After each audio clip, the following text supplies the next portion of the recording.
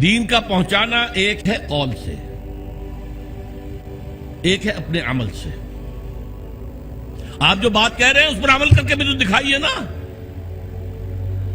ورنہ دیگرا را نصیحت خود را فضیحت۔ جو کہیں گے تم کہتے کچھ اور ہو کرتے کچھ اور ہو، کیا دعوت دے رہے ہو، کیا تبلیغ کر رہے ہو؟ عمل سے گواہی، زبان سے گواہی، اشہد ان لا الہ الا اللہ واشہد ان محمد رسول اللہ، زبان سے گواہی دی۔ اب تمہارے عمل سے، تمہارے وجود سے، تمہارے رویے سے، تمہارے کردار سے، تمہاری شخصیت سے ثبوت ملنا چاہیے کہ واقعی تم اللہ اور اس کے رسول کے ماننے والے ہو۔ اچھا، اس کے علاوہ انفرادی سطح پر نمونہ تو پیش کر دیا، اللہ نے دین بھیجا تھا اس کا نمونہ پیش کرو۔ آپ کہیں اللہ نے جو دین بھیجا تھا محمد کے ذریعے صلی اللہ علیہ وسلم وہ بہترین دین ہے، دنیا کہے گی ہمیں کہیں ذرا اس کا مشاہدہ تو کرا دو، کہاں ہے؟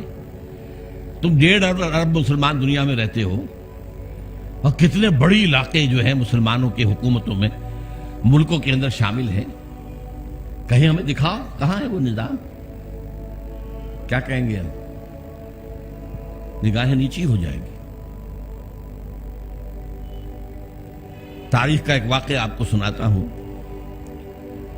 1915 میں شیخ الہند مولانا محمود حسن دیوبندی رحمت اللہ علیہ، ان کے ساتھیوں سے اور ان کا آپس میں مشورہ ہوا کہ انگریز کی غلامی سے نجات پانے کے لیے شیخ الہند تو جائیں حجاز، وہاں ابھی مدینے میں ترک گورنر موجود تھا، خلافت ختم نہیں ہوئی تھی، وہ 1924 میں ختم ہوئی ہے، یہ میں 1915 کی بات کر رہا ہوں۔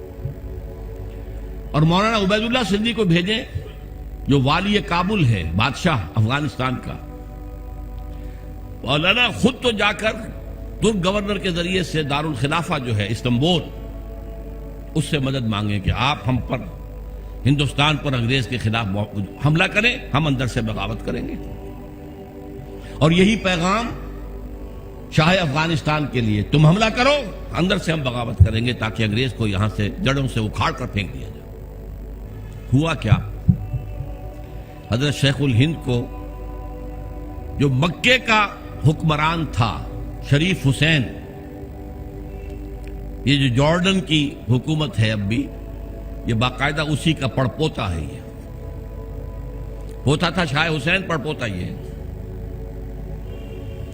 والی مکہ تھا۔ یہ اس نے حضرت شیخ الہند کو گرفتار کر کے تشتری میں رکھ کر انگریز کو پیش کر دیا، یہ آپ کا باغی یہاں پر فساد مچا رہا ہے۔ انگریز نے گرفتار کر کے کہاں رکھا؟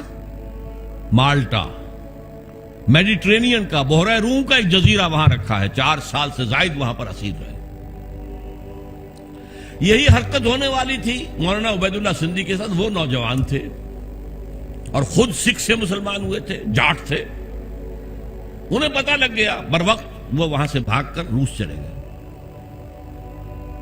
روس میں ابھی 1917 کا انقلاب آیا تھا، ابھی نظام نہیں بنا تھا ان کا، بادشاہی نظام ختم ہو گیا، زار کا نظام ختم ہو گیا، ابھی کمیونزم کا اپنا نظام قائم نہیں ہوا۔ انہوں نے سوچا اگر میں لینن سے ملاقات کر کے، جسے آپ انگریزی میں کہتے ہیں every thing is in the melting پاٹ، ابھی تو ہر چیز جو ہے وہ گویا کہ پگھلی ہوئی ہے، اس پگھلی ہوئی شے سے جو چاہے چیز بنا لیں آپ، کسی سانچے میں ڈال دیں۔